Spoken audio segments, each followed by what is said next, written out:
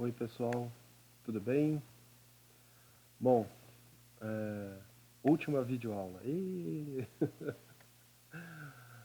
Pessoal, vamos então hoje falar sobre um assunto que é de fundamental importância na administração pública, né, que diz respeito justamente àquela função, né, da administração, muito importante, do controlar, tá bom?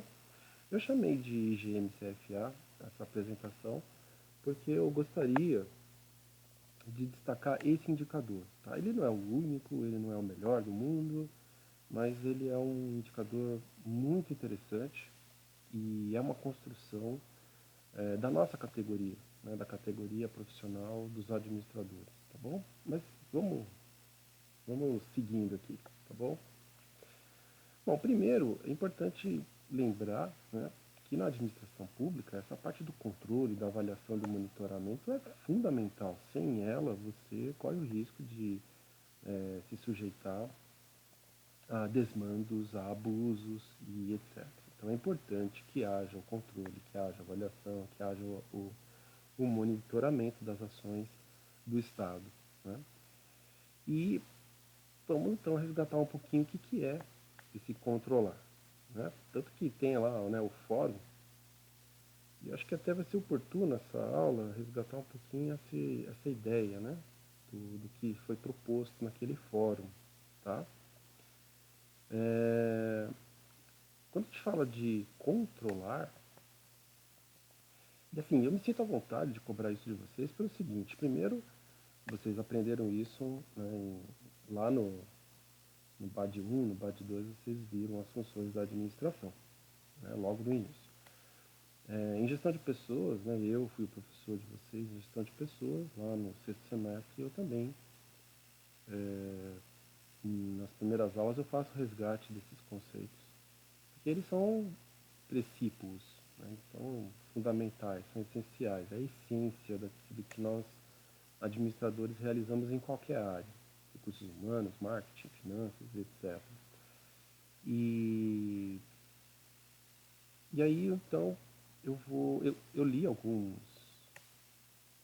textos e até por conta disso eu fiquei um pouco preocupado porque houve alguma confusão com o ciclo PDCA. Né? PDCA vocês provavelmente viram com mais destaque nos componentes curriculares da área de produção. Né? Administração da produção, gestão da qualidade, gestão, gerenciamento da cadeia de suprimentos, né? E o ciclo PDCA ele é uma metodologia já implantada em muitas organizações, então provavelmente alguns de vocês talvez até trabalhem com isso. Mas PDCA não é o pode ser, né? O pode ser ele é mais conceitual e ele está acima, inclusive, porque ele não se trata de uma metodologia em si, né? Ele é mais conceitual. O PDCA é uma metodologia. E essa confusão apareceu e eu vou tentar também aproveitar essa aula, né, e fazer esse esclarecimento. Tá? Então, o que é o controlar? Inclusive, isso a gente remete lá ao texto, né, do Fayol, um texto que foi publicado ali na década de 10, de 1910, né, que a gente falar década de 10, nós estamos terminando a década de 10 do século 21, né? Então, estou me referindo, então já é um texto já de 100 anos, né? Estou me referindo a um texto, um artigo que o Henri Fayol escreveu lá na década de 1910 e ele usava essa expressão, né, o controlar. E a partir desse artigo nós construímos esse entendimento, né, daquilo que são as funções da administração, as funções precípuas da administração. E o controlar, já desde aquela época, então já há mais de 100 anos aí, ele tinha como ação, né, a observação, óbvio, começa pela observação, né, se observa. É óbvio que essa observação pode ser mediada, né, por uma tecnologia da informação. Hoje, aliás, quase todas as observações são mediadas pela tecnologia da informação. E essa observação, ela tem um propósito, que é a mensuração. Eu vou medir. Então, o controle, ele demanda métricas. Eu preciso fazer mensurações, eu preciso medir. E eu faço essa mensuração, assim, de forma geral, né, genérica, de resultados. Não necessariamente só de resultados, eu posso medir outras coisas, tá?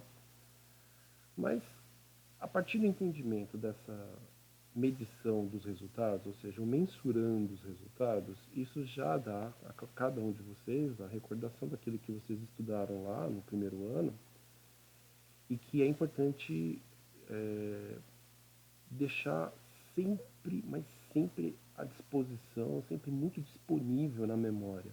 Né? Porque aí, se eu mensuro o resultado, bom, eu posso mensurar outras coisas, né? Resultados parciais, eu posso mensurar entregas de algumas tarefas, enfim. A ideia é que, a partir dessa mensuração, eu possa comparar com as metas. Então, aqui é a terminologia, vamos dizer assim, da administração geral, numa perspectiva do todo da organização. Então, eu observo e mensuro os resultados e comparo com as metas. Né? Porque quando eu faço isso, o que eu faço de fato? Eu comparo aquilo que eu planejei com aquilo que eu obtive. Então, eu fiz um planejamento, executei esse planejamento, obtive algum resultado. Aí eu vou comparar o planejado com o obtivo. Essa comparação, ela vai me permitir uma ação. Essa ação, ela vai estar em conformidade, ela vai acontecer de acordo com aquilo que na análise da comparação eu descobri. Né? Então, essa ação, ela pode ser uma correção, ela pode ser um reforço, enfim, aí vai depender dessa análise, da análise a partir dessa comparação. E como eu falei, aqui, né, uma expressão genérica, mas ela cabe no nível operacional, no nível tático, no nível estratégico, ela cabe no nível geográfico, no nível global, ela cabe para uma tarefa simples, ela cabe para uma atividade complexa, tá bom? Muito bem. Então, o que acontece? E aí, nesse ponto que eu vou resgatar um pouco essa ideia do pode ser, né? Que é o P de planejar, o O de organizar, o D de dirigir e o C de controlar, né? P, O, D, C, pode ser. Se os resultados, né, que foram lá mensurados, eles coincidirem com as metas, então aquilo que eu planejei e se materializou, ele se tornou concreto, ele se concretizou na realidade depois das ações que foram executadas na organização. E essas ações, pessoal, é tudo, tá? Nós estamos falando da fabricação, nós estamos falando do marketing, da propaganda, das vendas, dos cálculos financeiros, enfim, é tudo aquilo que vocês viram ao longo aí do curso, tá? Não tem como aqui falar disso tudo. Então, quando há coincidência dos resultados com as metas, e aí essa coincidência ela pode ser exata. Então, eu planejei um faturamento de 1 milhão. Né? E eu obtive o faturamento de 1 milhão de reais. Quer dizer, foi exato, foi preciso, 1 milhão. Né? Mas a gente sabe que no mundo real, principalmente na administração, a administração ela não tem esse caráter exato, preciso, matemático. Né? Ao contrário, né? A administração está mais para estatística do que para matemática. Então a gente sabe que essa exatidão ela não vai ser comum. Ela não é impossível, mas ela não é comum. Então existe, né, a possibilidade dessa coincidência ser por aproximação tolerável. E aí, quando eu falo de aproximação tolerável, é assim, um mais ou menos. Né? Então, eu planejei, eu previ lá um faturamento de 1 milhão e eu realizei, eu obtive 980 mil. Aí cabe, né, à administração o entendimento do quanto que é tolerável. Quer dizer, essa diferença de 20 mil, ela é tolerável? Né? Ela é aceitável? Ou não? Em algumas situações, ela vai ser perfeitamente tolerável. E beleza. Tá? Previ 1 milhão, obtive 980 mil. Puxa, tá perto, parabéns, fomos muito bem. Né? Pode ser que em algumas situações não. Pode ser que em algumas situações essa diferença de 20 mil ela seja preocupante. Tá?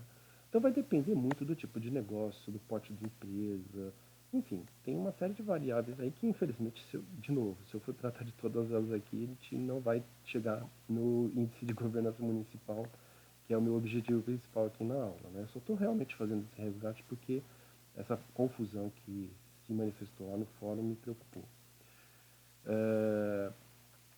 Quando acontece essa coincidência, exata ou com uma aproximação tolerável, então isso significa que o C, né, do pode ser, ele está dizendo o seguinte: os outros, o pode, né, POD, planejar, organizar, dirigir, foram bem executados.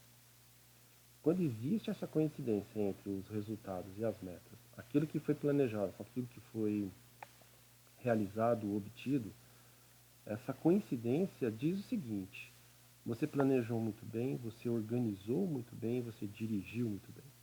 Então, quando você fez lá as previsões, né, e estabeleceu objetivos, metas e ações a partir de uma perspectiva de cenário do setor no qual a sua organização atua, você fez essas previsões, você estabeleceu esses objetivos, essas metas, definiu essas ações muito bem. Por isso que houve essa coincidência entre o que foi planejado e o que foi realizado, entre os resultados e a meta, e as metas. Você provavelmente, mas não é só isso, não basta só o planejamento, é necessário organizar. E aí, muito provavelmente, você estruturou, né? Então você captou, porque você precisa captar, você não tem todos os recursos à sua disposição, sempre, né? Então há necessidade de captação e há necessidade de estruturação, né? E dos recursos. Então você conseguiu captar e estruturar os recursos de modo que todas aquelas ações que foram planejadas, né, elas eram exequíveis. Porque você tinha os recursos necessários para executar aquelas ações. Né? Então essa é a parte do organizar. É essa captação e essa estruturação de recursos. Né? Para tornar as ações planejadas, né, ações que sejam exequíveis. Né? Que haja condição de que aquelas ações sejam executadas. Porque existem recursos para isso. E aí, que recursos são esses? Recursos humanos, financeiros, materiais, patrimoniais, informacionais. Que é os 5 clássicos recursos que uma organização precisa ter para qualquer atividade. Aí independe se é da área financeira, marketing e etc. Produção, operações e assim por diante. Tá? E você também dirigiu bem, porque também não basta planejar e não basta organizar, você precisa dirigir. E aí no dirigir entra você conseguir coordenar, né, todos os recursos em prol daquelas ações. Você consegue direcionar os esforços daqueles recursos para que a execução das ações que foram planejadas elas sejam realizadas da melhor forma possível. Então, aqui na direção entra muita questão da eficiência, da eficácia, né? Entra a questão da motivação dos trabalhadores, da satisfação com o trabalho, com as atividades que os trabalhadores realizam, né? Com o uso adequado dos equipamentos, das tecnologias que estão ali à sua disposição. Quer dizer, é você conduzir os recursos que estão ali, né, à sua disposição, que você captou e estruturou, conduzi-los, né, dirigi-los, de fato, como se fosse um condutor mesmo no veículo, conduzi-los, dirigi-los para que eles possam dar o melhor de si na execução daquelas ações que foram planejadas. Então, quando você realiza bem o planejamento, a organização e a direção, então quando você foi bem sucedido nessas 3 funções precípuas da administração, quando você controlar, quando você fizer a mensuração dos resultados e compará-los com as metas, muito provavelmente você vai identificar essa coincidência, seja ela exata ou aproximada, uma aproximação sempre dentro daquilo que vai ser considerado tolerável, aceitável, né, para o setor econômico, para o tipo de negócio, para para a época do ano, para a área geográfica, enfim. Aquela, a tolerância vai depender de todas essas inúmeras variáveis, aí, tá bom? Isso é o planejar, organizar, dirigir e controlar. O PDCA, né? Então, quando a gente fala do Plan, do Control e do Act, ele é um ciclo muito ligado à questão de processos. Né? Por isso que normalmente estudamos essa metodologia nos componentes curriculares ligados, né, relacionados à administração da produção, à administração das operações, que é uma metodologia que foi largamente utilizada, né, nas fábricas, e ela transcendeu as fábricas, ela serve para serviços também, e que procura, né, observar as atividades de modo que eu vou planejar essas atividades, então vai ter lá, como é o caso do planejamento da produção, né, então você vai ter lá uma lista de coisas que precisam ser feitas, e para que essas coisas sejam realizadas, você vai ter esse planejamento, você vai executar esse planejamento, você vai realizar o controle, que é, de certa forma, um monitoramento, está mais para monitoramento do que para controle propriamente dito, né? Talvez a tradução para nós, do português, do control, seria preferível, já que é uma questão contínua, seria o monitoramento. E aí o ACT, né? Você vai agir a partir daquilo que o monitoramento está te indicando. Então tem uma inconformidade lá na peça que você está produzindo, que você tem que corrigir. Né? E isso tem que ser rápido, isso não pode ser feito no final do ano. Isso não pode ser feito bimestralmente. Isso é uma coisa que acontece ali no dia a dia. Né? Tem que ser quase que. Tem que ter celeridade e tempestividade, que são inclusive expressões que eu vou utilizar aqui na aula de hoje, pensando na administração pública. Então, a gente tem que tomar cuidado com essa confusão. Tá? É óbvio que o PDCA ele tem como fonte, né, como inspiração, essa ideia mais conceitual, né, que nós aprendemos com o Fayol. Então, o Fayol é o grande pensador nesse sentido, e a partir dessa. E no original não era planejar, organizar e dirigir e controlar, né? Vocês sabem que no original francês era prever, organizar, comandar, coordenar, ou coordenar e comandar, aí tanto faz a ordem, e controlar. Era POCCC, 3Cs. E aí, na fase da escola neoclássica, a gente juntou esse coordenar e comandar e dirigir, porque de certa forma existia, né, uma relação muito próxima entre um e o outro. E o comando, ele tinha uma herança das instituições, né, muito disciplinadas, né? Aquela coisa da igreja, né? As instituições eclesiásticas, principalmente, e militar, né? Das instituições militares. Então, aquela coisa do exército, da igreja, aquele rigor, aquela rigidez da hierarquia, do comando, de quem dá ordem, quem obedece. E na administração a gente sabe que nós não podemos trabalhar a questão da obediência, né? Não se trata de manda quem pode, obedece quem tem juízo. Né? Essa é uma expressão distorcida daquilo que é a administração. A administração não trabalha assim, é um modelo diferente. Então, para se desfazer dessa, vamos dizer assim, dessa distorção, né, que funciona perfeitamente bem nas instituições eclesiásticas e militares, eu não vou discutir o, o funcionamento desse tipo de instituição, tá? Mas que para a organização, de um modo geral, e aí não só para as organizações eclesiásticas, não só para as organizações militares, mas para qualquer organização, o dirigir cabe melhor, porque aí, em algumas situações, o dirigir vai implicar, né, um respeito à hierarquia, um respeito incondicional à hierarquia. Imagine numa guerra, né, o soldado falando assim, não, vamos fazer um grupo de trabalho para estudar se essa decisão do capitão está correta. Na guerra não dá para fazer isso, né, não faz o menor sentido.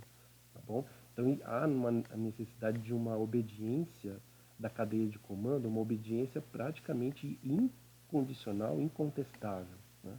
Mas isso não é verdade nas outras situações, principalmente naquelas em que é o mundo civil que prevalece, né? E tempos de paz.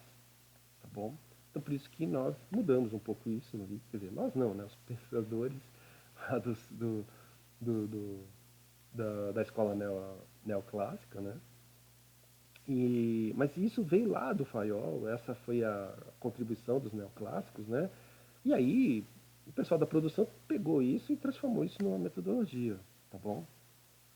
Bom, creio que isso ficou claro. Então, acontece que, às vezes, não existe essa coincidência. Então, os resultados não vão coincidir com as metas. E aí, cabe uma análise. Então, há uma necessidade de se analisar o que aconteceu. E depois dessa análise, fazer uma ação que seja coerente com essa análise. Tá? E eu vou colocar duas situações aqui e vocês vão ver que elas são, assim, o passo a passo delas é praticamente o mesmo. Tá? Mas por que então você repetiu? Para deixar claro para vocês que quando os resultados ficam aquém, então eles estão abaixo, eles estão muito abaixo daquilo que foi planejado, então os resultados são inferiores às metas, né? Abaixo não, porque aí depende, né? Às vezes o sentido é negativo, né? O contrário. Mas, por exemplo, o custo. O custo eu quero diminuir ao máximo, né? E aí, de repente, teve um aumento. Então, ele está acima, né, da meta. A minha meta era mais baixa. Então, eu não vou falar abaixo. Vou falar inferior no sentido daquilo que era desejável, né? Então, quando os resultados são inferiores ao desejável em relação, então, às metas, então pode ter ocorrido problemas. Os problemas podem ter sido no planejamento, sim, você errou no planejamento. Né? No momento que você fez lá a previsão dos cenários futuros e que a partir dessa previsão você estabeleceu objetivos, metas e ações, você não fez isso de uma forma talvez científica. Você não usou de dados históricos, de séries temporais, você não aplicou uma metodologia estatística ou se aplicou a metodologia estatística, talvez uma metodologia inadequada, enfim, né? Teve algum problema no seu planejamento. É, não, eu planejei corretamente. Ah, pode ter sido na estruturação. Então, na hora que você foi captar os recursos e estruturar os recursos, você talvez não tenha sido bem sucedido nesse processo. De repente, você precisava de um profissional que você não encontrou no mercado de trabalho. Não existia esse profissional com aquela formação, com aquelas competências que eram exigidas para determinada prestação de serviço. E se você não tem à sua disposição o trabalhador adequado, não é ideal, tá? Não estou falando de ideal, estou falando adequado para uma determinada ação que estava lá no meu planejamento, aí é óbvio, aquela ação vai ficar comprometida. Né? Só que veja bem, nesse momento, o que você teria que fazer? Teria que voltar e rever o plano, né? Mas às vezes, na correria ali, dia a dia, pandemia, blá, blá, você manda bala, né? Coloca qualquer um lá para fazer aquela tarefa, é óbvio, ela não vai ser tão bem feita, tão bem realizada quanto seria se fosse aquela pessoa adequada, né? Com as competências requeridas para executar aquela atividade. Ou né, você precisava da licença de uma patente e essa licença demorou, ou você precisava de um insumo que ficou barrado na alfândega porque a Anvisa não liberava a, a autorização para o uso daquele insumo. Houve um problema na organização, isso automaticamente compromete o alcance dos resultados que eram esperados, que estavam planejados, das metas. Tá? Pode ter ocorrido, né? Pode não ter sido isso. Você captou e estruturou os recursos adequadamente. Você tem um layout de fábrica espetacular, a disposição das máquinas, né, do setor de estoque, tá redondinho, perfeito. Pode ter sido um problema de direção. Você pode não ter conseguido motivar as pessoas para realizar aquelas ações a contento. Você pode ter tido dificuldades, né, para a condução dos recursos, para que os esforços se concentrassem em determinadas proposições, em determinadas premissas, né, que foram pensadas lá no planejamento. Pode ter sido um problema de coordenação da equipe, pode ser um problema de uso da tecnologia. Você adquiriu um equipamento fantástico, mas não treinou o pessoal para que eles maximizassem o uso daquele equipamento. Enfim, pode ter sido um problema de direção. Tá? Pode ter sido um problema nos três. Se planejou errado, organizou errado, dirigiu errado? Pode. Não é esperado, né? Mas pode. Né? E aí é óbvio, na hora que você for controlar, os resultados vão ficar, né, muito fora, eles não vão coincidir. E aí você tem que ver o que aconteceu. Né? E aqui nós estamos falando do aquém, ou seja, ele ficou inferior ao esperado. né, à expectativa, ao desejável. E pode ser imprevisto. E aí, imprevisto aqui, eu estou falando de imprevisto daqueles que não existem modelos estatísticos, modelos científicos que possam auxiliar. Tá? Por exemplo, existem algumas sazonalidades que elas são previstas, né, são previsíveis. Por exemplo, o efeito El Niño. Né? O El Niño ele faz mudanças climáticas que afetam o setor agropecuário, afeta o consumo de determinados itens, né? De determinadas mercadorias, e então você poderia dizer, isso é um imprevisto. Não, hoje você já tem, né, com a meteorologia, por exemplo, você tem condições de observar, né, variáveis do clima e a partir dessas variáveis você pode fazer previsão sim. Olha, vai acontecer um El Niño daqui 2 anos. Então, se existe essa previsão, então o que o El Niño vai afetar o meu negócio? Né? Quando eu falo de imprevisto aqui, são aqueles que as modelagens científicas não nos ajudam. Não tem como você simplesmente observar isso, né, e a partir de uma modelagem estatística, uma modelagem científica que não seja estatística, seja outra, mas uma modelagem científica, você não tem como obter esse cenário, você não tem como prever esse cenário. É o caso da pandemia. Ah, professor, mas tinha um artigo lá de 2005, de fato, existe um artigo lá em 2005 falando do risco de uma pandemia causada por um vírus que afetasse o aparelho, né, o sistema respiratório, não é aparelho, desculpa, o sistema respiratório. Existe mesmo, né? Mas o artigo, óbvio, ele é científico, ele tem metodologia, ele tem embasamento, fundamentação, enfim. Mas naquele momento, ele parecia sim uma previsão plausível, mas ainda muito distante. Né? E de repente, ele não era tão distante assim, ele aconteceu, né? Quase que dentro vamos dizer assim, da mesma metade do século, né? Aí você fala assim, nossa, professor, mas são 15 anos de diferença. Então, quando a gente fala desse tipo de previsão, nós estamos falando geralmente de previsões de longo prazo, né? Então, por exemplo, quando eles falam dos riscos climatológicos, né? Do problema do efeito estufa, por exemplo, nós falamos de 2050, né? 2100. Nós não esperamos alguma coisa para 2024. E quando acontece, é o imprevisto. Quer dizer, nós não tínhamos ainda conceitos e ferramentas e modelos e métodos e técnicas que pudessem antecipar com essa precisão mais de curto prazo. Né? É uma previsão de longo prazo, mas aconteceu no curto prazo. Então, por que aconteceu no curto prazo e ninguém se antecipou? Bom, porque não temos esse conhecimento ainda. Não existe, né, as ferramentas necessárias para essa antecipação. E aí é um imprevisto. Né? Eu estou citando o caso da pandemia, mas já aconteceram outros imprevistos muito próximos disso. Apesar de toda a evolução, né, dos aparelhos sismológicos, os terremotos são muito imprevisíveis. Né? E às vezes eles acontecem em áreas que não era esperado. Bom, quando acontecem os imprevistos, como é o caso de uma pandemia, aí você tem que revisar e é revisão de última hora. Então a coisa acontece, sabe, é o famoso para ontem, né? Tudo aquilo que a gente planejou ano passado, então joga fora. E para ontem vamos rever esse plano. Né? E tem situações que não dá para superar. Né? E aí eu dei um exemplo aqui, eventos esportivos. Né? A Olimpíadas foi adiada. Quando que ela vai, a Olimpíadas de 2020 que ia ser em Tóquio? Quando que ela vai acontecer? Não sabemos. Né? Por enquanto não vai acontecer. Quer dizer, é insuperável. Então há imprevistos que, além de exigir revisões de última hora e que podem dar certo ou não, e aí quando você tem um prazo muito curto, o risco do planejamento errar é maior, é óbvio, né? Mas há situações que você nem supera, tá? Agora, quando o problema não é um imprevisto dessa natureza, quando o problema está no planejamento, na organização, na direção, aí eu tenho que compreender por que isso aconteceu. Por que aconteceu um problema no planejar? O que no processo de planejar deu errado? O que no processo de organizar deu errado? O que no processo de dirigir deu errado? E aí eu tenho que fazer uma análise sistêmica. Foi um problema de entrada? Foi um problema de processamento? Porque a saída deu problema. Bom, eu sei que a saída deu problema, mas por que deu problema na saída? É um problema de entrada? É um problema de processamento? Quer dizer, as informações que eu precisava ter no momento do planejamento, elas estavam disponíveis, as informações eram fidedignas para que eu pudesse, a partir dessas informações, usar, por exemplo, uma modelagem de regressão logística, né?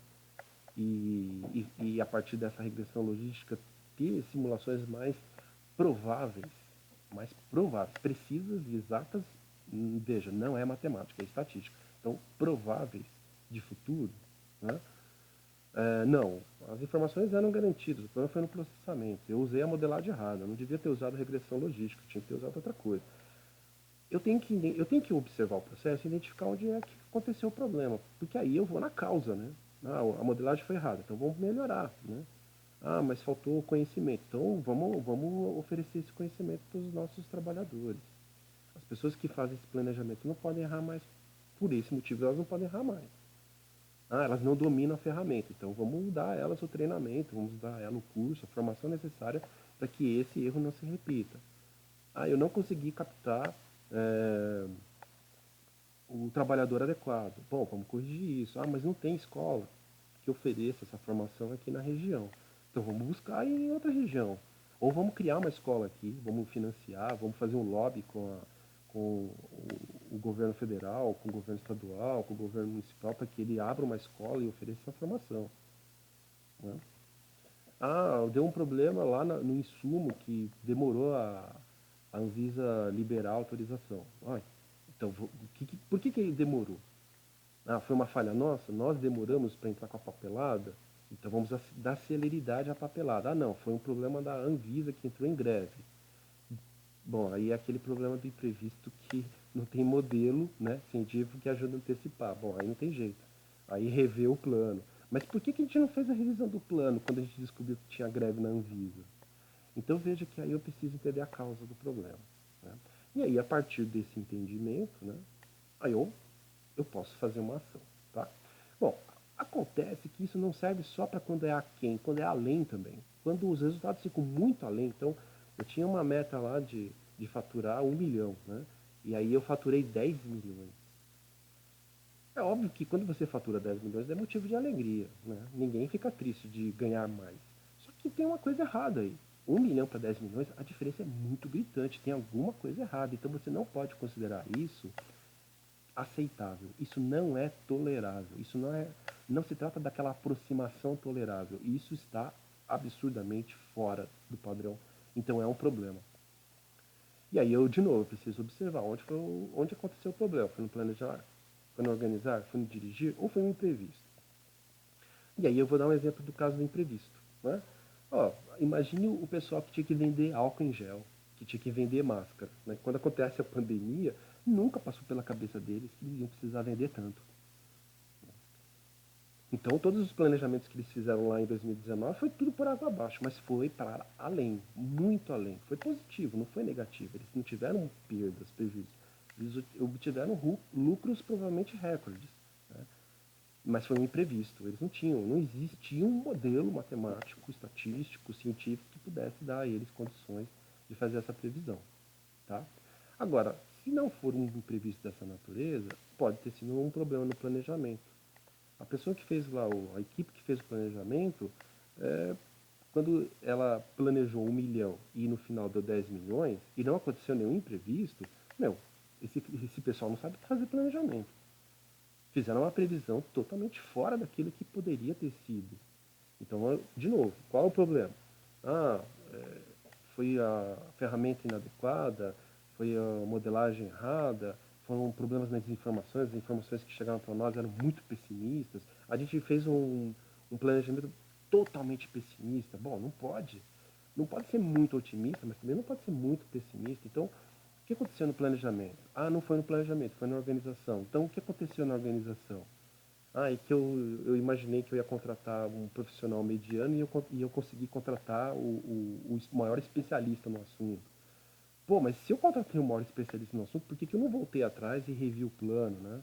Bom, enfim, todas aquelas recomendações que eu fiz para o aquém, para o inferior, também valem para o caso do muito superior, muito além, do muito fora daquilo que foi planejado. Bom, E aí tanto faz, se ficou aquém ou muito além, a função controlar, então ela vai servir para você identificar as causas, então você vai estudar o processo, identificar as causas e resolvê-las.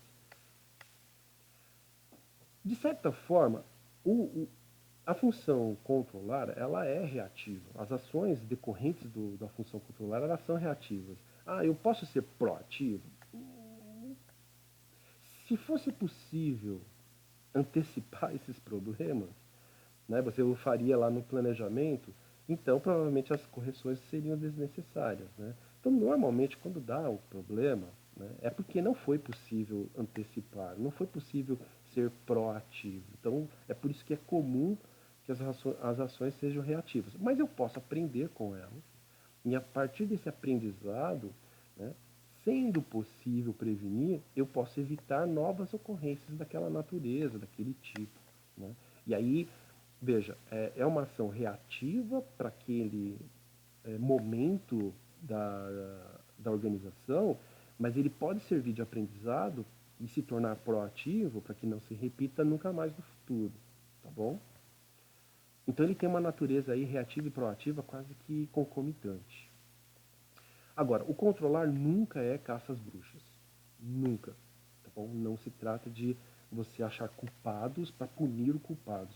Não, se você utilizar a função controlar para essa natureza, você com certeza vai criar um péssimo clima organizacional. Péssimo. Né? Isso vai diminuir a moral dos trabalhadores, isso vai fazer com que eles fiquem desmotivados, insatisfeitos, e isso vai prejudicar a produtividade e, consequentemente, a rentabilidade do seu negócio. Então, não é uma boa ideia, certo? O controlar não pode ser supervisão cerrada. Ah, professor, então o Taylor errou? Não, o Taylor exagerou. Ele não errou. Talvez, para o momento histórico dele, tenha sido adequado. Então, era adequado lá no final do século XIX, no início do século XX. Mas hoje, século XXI, é exagero. Tá? Mas o Taylor não errou, ele exagerou. Controlar não é policiar, não é julgar e condenar as pessoas ou os processos. Essas condutas de policiamento, julgamento e condenação, elas pertencem a outras profissões. Não é o profissional da administração, não é o administrador que faz isso. Tá bom? Bom, e aí, trazendo para a aula de administração pública, nós temos aí a necessidade de entender que existem duas expressões que são muito comuns na administração pública, que é a avaliação e monitoramento. Tá? E eu vou distinguir uma da outra. Começando pelo significado do avaliar. Então, na administração pública, o que é avaliar? Avaliar vai ser você vai compreender a mensuração de fenômenos, então você vai observar um fenômeno. Por exemplo, você tem uma situação em que os estudantes, né, da educação do Fundamental 1, né, do primeiro ao quinto ano, não conseguem melhorar a nota do IDEB, né, que é um indicador da educação. Então, é um fenômeno. Você vai lá, vai mensurar esse fenômeno. Né, você vai buscar formas de atingir os resultados que você espera. Então, você faz uma análise profunda desse problema. E aí, a partir disso, você vai então estabelecer, né, uma intervenção. E essa intervenção ela vai estar muito ligada a essa questão da eficácia, da eficiência e da efetividade. Esses três sempre vão estar presentes. E hoje a gente já incorpora também a questão da sustentabilidade e de outros aspectos, principalmente quando há uma preocupação por parte do gestor público com a justiça social da equidade. Então, quando a gente fala de diversidade, por exemplo, quando a gente fala de sistemas de cotas, a equidade ela vem à tona como um desses elementos fundamentais na análise de uma ação estatal. Então não basta mais olhar só a eficácia, a eficiência, a efetividade e a sustentabilidade que foi incorporada no final do século XX. Agora no século XXI nós estamos colocando a equidade. Mas pode ter outros aspectos, tá bom? Mas esses aspectos costumam ser muito comuns hoje na hora que você faz esse tipo de avaliação. Então a avaliação ela costuma ter duas dimensões. Uma técnica, então ela vai coletar ou produzir, né, por meio de procedimentos técnicos, metodologicamente fundamentados, tá? Por isso que procedimentos reconhecidos, para que as informações que você vai utilizar, elas sirvam de fato de decisão para a ação da administração pública. os estudantes lá do Fundamental 1 não estão melhorando o IDEB porque os professores da rede municipal estão muito insatisfeitos. Eles não têm plano de carreira, então eu vou ter que fazer alguma coisa nesse sentido, uma intervenção nesse sentido para que, a partir dessa motivação dos professores, eu possa ter, no futuro, melhores resultados do IDEB. E ela é valorativa. Essa é outra dimensão importante da avaliação, né? Porque eu preciso ter critérios muito claros, né? Até para que lá no futuro, quando eu for fazer a comparação do antes e do depois da intervenção estatal, eu preciso, né, de referências. E essas referências, né, esse caráter, essa dimensão valorativa, ela vai dizer exatamente quais são esses critérios, né, para que eu possa dizer que aquela ação ela foi, que ela correspondeu, né, com a eficácia, com a eficiência, com a efetividade, com a sustentabilidade, com a equidade. Tá? Agora, aqui é importante lembrar que quando a gente faz a avaliação na administração pública, eu falei de um fenômeno que é à parte, né, é independente da administração pública, e depois, quando ela toma ciência, como ela toma ciência, ela vai lá e intervém. Mas pode ser uma situação que eu estou avaliando uma política pública, uma política que já está em implantação. Não se trata de você classificar em boa ou má, né? É certo ou errado, bom ou má, exitosa ou fracassada, sabe? Essa dicotomia, ela cega. Aliás, a gente vê o problema da polarização aí nas discussões, né? Muitas vezes discussões acaloradas e que são infrutíferas, porque na administração pública o que eu preciso desenvolver de fato é um aprendizado contínuo, então eu tenho que aprender continuamente. Eu não tenho que ficar falando que o que foi feito antes era ruim, e por isso que eu não consigo fazer nada de bom hoje. Porque isso não é administração pública. A administração pública observa o que foi feito no passado, aprende com o que foi feito no passado e continua melhorando. Então há um processo de amadurecimento da gestão e de evolução do processo decisório. E não de ficar condenando, o que eles fizeram lá no passado está tudo errado, tem que jogar fora. Né? Está errado isso. E aí não importa questões ideológicas, questões se é esquerda ou direita, a administração pública eu olho para o passado para aprender. E a partir do aprendizado contínuo eu aprimoro a gestão pública. Eu amadureço o modelo de gestão. Eu melhoro o meu processo decisório. Eu evoluo. Então, na administração pública, né, a avaliação ela é diferente do monitoramento, como eu já falei. E aí eu vou começar agora a distinguir um do outro e depois eu faço a definição de monitoramento, tá bom? Na avaliação ela acontece num prazo definido. Então eu começo um estudo e ela tem um cronograma, né? E eu me aprofundo nesse estudo durante aquele prazo. O monitoramento não, ele acontece continuamente, ele não tem data para acabar. Ele começa e vai. Enquanto existe aquela ação estatal, eu tenho que fazer um monitoramento. Ele pode ser interrompido um dia quando aquela ação deixar de existir, ou não fizer mais sentido tê-la, tá bom? Então, a avaliação tem prazo definido, o monitoramento, o prazo dele é indeterminado. Não é que ele é eterno, ele vai existir sempre. Pode acontecer de algum momento eu ter que interrompê-lo. Uma outra diferença é que a avaliação ela tem maior profundidade, então eu faço análises profundas, porque eu tenho que identificar causas, eu tenho que identificar variáveis fundamentais com as quais eu tenho que trabalhar para desenvolver uma solução. Né? Enquanto o monitoramento, como ele acontece de forma contínua, se eu fizer profundidade, eu provavelmente vou perder tempo. E aí a proposta do monitoramento é que eu tenha informações rápidas para que nessa velocidade eu possa agir, né, intervir mais rapidamente. Ser célere, né, então no menor prazo possível. Ser célere não significa ser muito rápido, significa que nos prazos possíveis para uma execução de uma atividade, de uma tarefa, eu consigo realizar bem feito essa tarefa no menor prazo possível. Isso é ser célere, tá bom? E daqui a pouco eu vou falar também de uma outra expressão que é a tempestividade. O que é a tempestividade? Eu não posso deixar para depois. Eu tenho que realizar durante a tempestade. Não vou deixar para depois, eu tenho que ser tempestivo, tem que acontecer agora. Né? No monitoramento, geralmente, essas ações elas são de curtíssimo prazo, agora.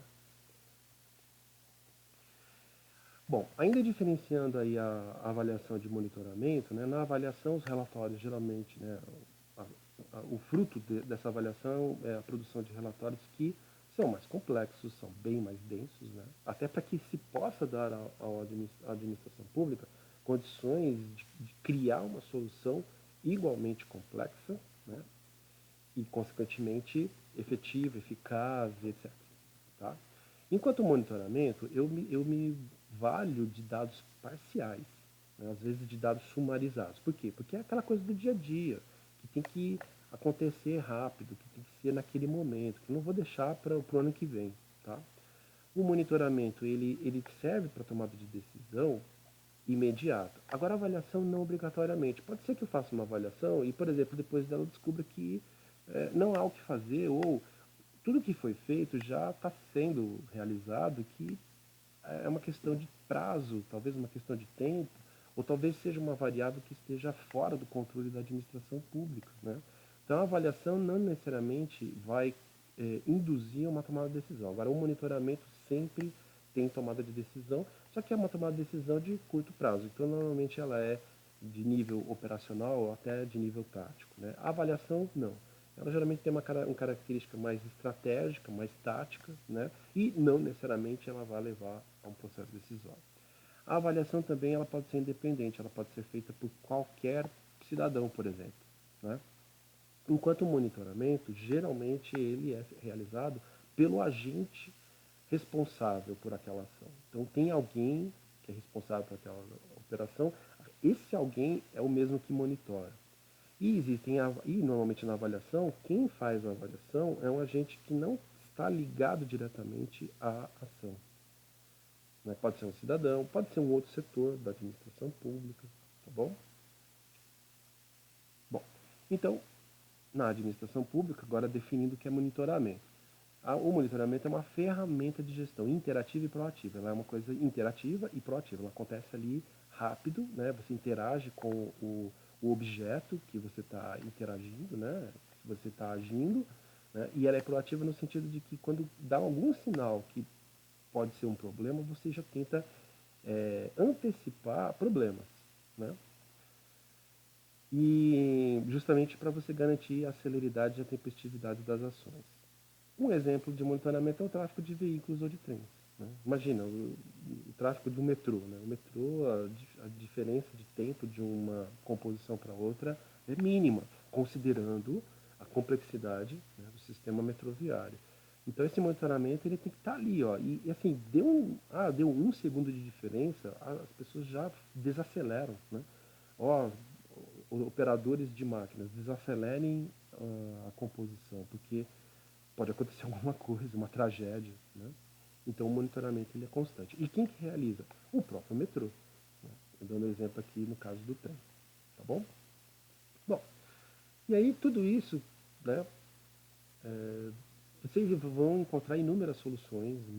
Vocês, se um dia vocês atuarem na administração pública, vocês podem criar soluções. Mas existe uma proposta que eu estou apresentando, que eu estou trazendo aqui para vocês, porque eu entendo que é uma proposta muito interessante, é uma proposta que merece ser valorizada porque ela é construída por nós, administradores, e é uma proposta que pode ser uma oportunidade, inclusive, de atuação profissional. Então, você não precisa ser da administração pública, mas você pode atuar como um consultor, como um auditor, né, como um prestador de serviço, a partir do uso do indicador que o Conselho Federal de Administração desenvolveu, que é esse indicador, né, o Índice de Governança Municipal, que a gente tem usado a sigla IGM-CFA, tá bom? Ele é um indicador de avaliação, tá? Ele não é monitoramento porque ele acontece, a periodicidade dele é anual, né? De ano em ano ele tem atualizações e algumas às vezes é bianual por conta dos indicadores que servem de referência. Os dados brutos às vezes são entregues de 2 em 2 anos, ou de 3 em 3, enfim. Mas anualmente você pode ter atualizações, tá bom? Bom, o IGM-CFA ele tem 3 dimensões: as finanças, a gestão e o desempenho. Tá? Quando eu falo de finanças, então eu pego indicadores que vão dizer, principalmente aqueles itens da responsabilidade fiscal, da lei de responsabilidade fiscal. O grau de endividamento, o grau de comprometimento com folha de pagamento, com questões previdenciárias e etc. Quando eu falo de gestão, ele vai falar da questão da agilidade. Então, existem funções que não são fins, né? Não é a finalidade última da administração pública, mas que ela tem que cuidar, que ele terceiriza. E isso é um fator positivo, porque aí ele não dedica esforços para uma atividade que não contribui com a sociedade, né? Então, a limpeza, por exemplo, da prefeitura. Então, a limpeza da prefeitura precisa ser feita por um servidor público? Não, pode ser feito por uma empresa contratada e o contrato é via licitação. E aí, ao invés de ter uma vaga, um código de vaga, né, uma pessoa exercendo um cargo de uma atividade que não traz benefício direto para a sociedade, né, eu posso movimentar esses esforços para um servidor, por exemplo, médico, né? Posso contratar um enfermeiro, né, que tem uma ação direta para com a sociedade, para com a população. Então, na dimensão da gestão entram esses elementos que vão medir o quanto que a gestão pública do município ela se direciona efetivamente para as atividades fins, para o atendimento da população, né? E perde menos tempo, menos esforços, menos gastos com aquelas atividades que não são diretamente relacionadas ao atendimento, né, da população. E desempenho. Aí o desempenho são aqueles itens ligados principalmente à própria ação, né, que a prefeitura tem que dar. Então, sei lá, por exemplo, é, se a prefeitura ela é responsável, né, pela, pela educação municipal.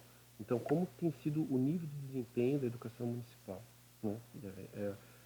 Nessa dimensão de desempenho, você vai ter indicadores e variáveis ligados, né, a essa questão da educação. Mas não só a educação, tá? Aqui eu dei um exemplo só de cada uma dessas dimensões, só para vocês terem uma ideia, tá bom?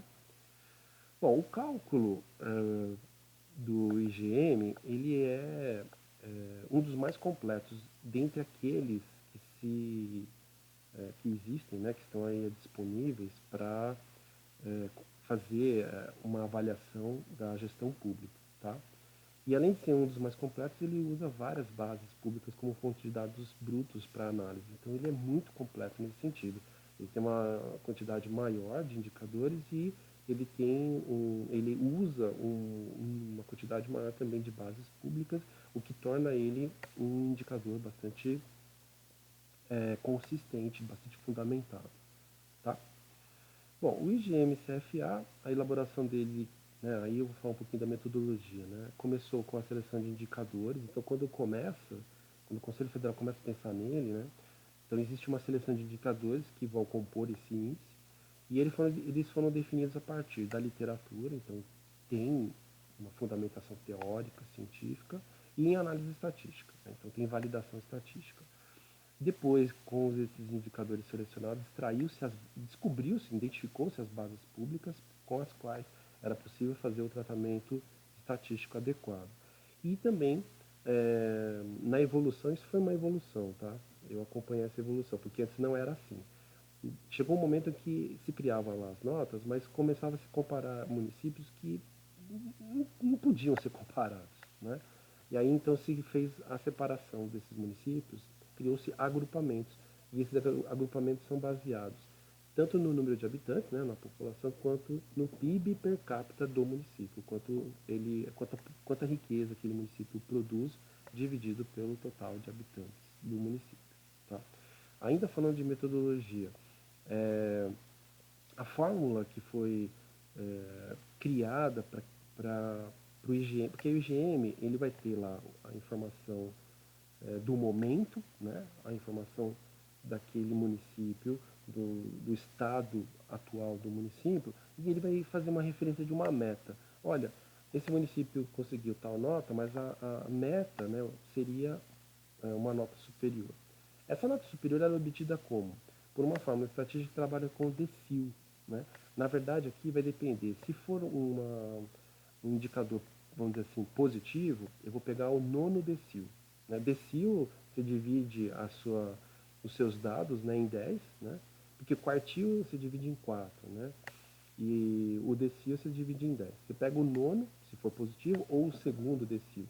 E esse agrupamento do nono decil ou do segundo decil, ele vai servir de meta, de referência, né, para aquele grupo de municípios. Tá?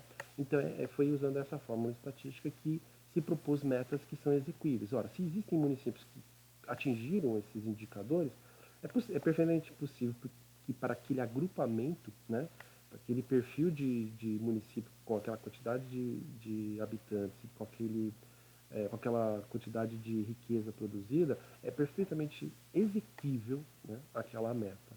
Né? E é óbvio, os municípios que já estão, né, que já atingiram a meta, eles vão procurar melhorar, né?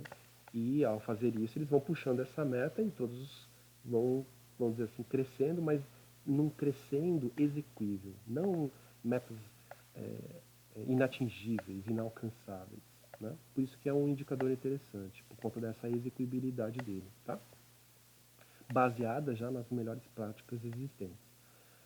Para evitar distorções, né, porque vocês devem saber, na hora que eu faço tratamento de dados, né, estatísticos, existem aqueles famosos dados que fogem muito do padrão, né, eles escapam do padrão, tanto para um lado quanto para o outro da cauda de distribuição de dados. E nós chamamos eles de outliers, né, são os mentirosos que estão muito distantes. Então, na metodologia do IgM, esses outliers foram identificados e eles são retirados para não distorcer nem as médias dos municípios e nem as metas que vão ser sugeridas, propostas, tá bom? E toda essa metodologia está explicada aí nesse link que vai ficar aí à disposição na apresentação para vocês. Bom, o IGM-CSA ele pode se tornar um instrumento de gestão, sabe? Porque a partir dele você pode fazer o quê? Você pode identificar, né, aspectos que precisam ser melhorados, aspectos que precisam ser mantidos ou barra, né, e ou reforçados. E então ele é um indicador que vai ajudar a administração pública no nível municipal, né? O IGM é direcionado para os municípios, então para as prefeituras principalmente, o que eles precisam avaliar, o que eles precisam monitorar e quais são as ações que vão ser necessárias por parte do gestor municipal no sentido de maximizar a eficiência, eficácia, efetividade. Faltou ali, né, mas a gente acrescenta agora sustentabilidade e equidade das suas ações. E veja que nós podemos ter essa linha de atuação, nós podemos ser consultores, né? E oferecer essa consultoria, levar para o prefeito uma proposta. Olha, a partir do IGM, CFA, identifiquei aqui uma oportunidade de melhoria execuível, trago aqui um projeto, e aí você pode, por meio dessa consultoria, criar um vínculo, né, que lá na frente se transforma num projeto básico, né, de uma licitação, e você acaba sendo, vamos dizer assim, você acaba sendo privilegiado, não porque você vai ser favorecido pela prefeitura, mas porque na hora que ela criou o projeto básico, ela pode colocar os elementos que fazem do seu serviço, da sua consultoria, né, diferente daquilo que é oferecido pelas consultorias por aí. Aí você consegue, né, esse contrato, consegue ajudar o município, consegue uma renda, enfim, é uma coisa honesta, que fica dentro da legalidade, né, usando um indicador que tem uma metodologia muito boa e que valoriza a nossa atividade profissional, que valoriza a nossa profissão. Tá? Bom, pessoal, terminando aqui, né, essa videoaula, a o nosso próximo tema, na verdade, vai ser um encontro, tá? Um encontro síncrono, então vai ser uma aula online, né? Na noite do dia 12 de março, vai começar às 18h50, vai terminar às 22h25, é o horário de aula, né? Que seria, né, a nossa aula se fosse presencial. Ah, professor, você vai ficar a aula inteira falando? Não, eu vou ficar à disposição de vocês nesse período. Os que forem aparecendo, a gente vai conversando. E conforme aí as demandas de vocês, eu preciso sair, professor, tudo bem, aí vai chegando outro pessoal e tal. Eu vou ficar à disposição de vocês nesse intervalo de tempo para a gente discutir. Vou fazer só um intervalinho normal ali das 20h30 às 20h45, né, para dar uma descansada, beber uma aguinha, mas vou estar à disposição de vocês para bater papo, para conversar mesmo, né.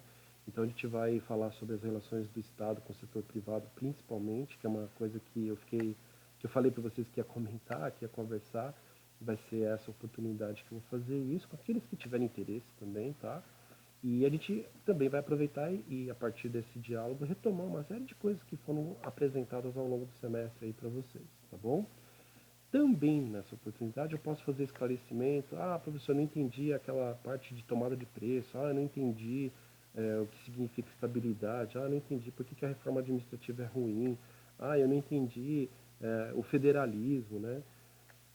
Então, é uma oportunidade para a gente esclarecer essas dúvidas também, principalmente para quem for precisar do IFA, né? Porque acho que, acho não, até o dia 12 vocês vão ter todas as notas, e aí aqueles que vão precisar do IFA, que vai ser no dia 16 de março, poderão, nesse encontro do dia 12, fazer os esclarecimentos, entender como vai ser o funcionamento do instrumento final de avaliação, tá bom? Pessoal, tendo dúvidas sobre o que eu falei aqui, principalmente sobre o GM e CFA, por favor, escrevam no fórum de dúvidas e estejam atentos porque essa videoaula tem também uma atividade continuada, a última, né, a oitava e última atividade continuada que vai compor a nota semestral, tá bom? Pessoal, continue se cuidando, tá bom? Por favor. E até a próxima. Quer dizer, até a aula síncrona, né? Desculpa. Tchau, tchau, gente.